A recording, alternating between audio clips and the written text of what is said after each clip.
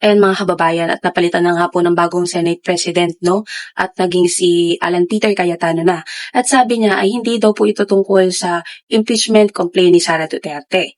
So mga kababayan, hindi naman tayo pinanganak kahapon at alam natin na ang rason kung bakit sila nagpalit ng liderato dyan, nagkaroon ng kudita dyan sa Senado ay para protektahan itong si Sara. So 13 nga ang bumoto para mapalitan si Tito Soto dyan.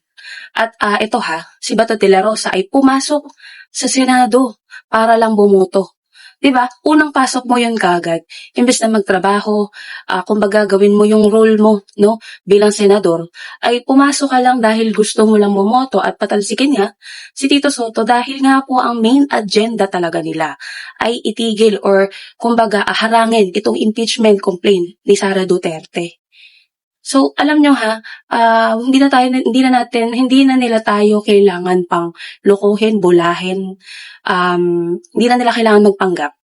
Kasi from the beginning, alam natin kung ano talaga yung goal nila. At yun po ay harangin itong impeachment ni Sara Duterte.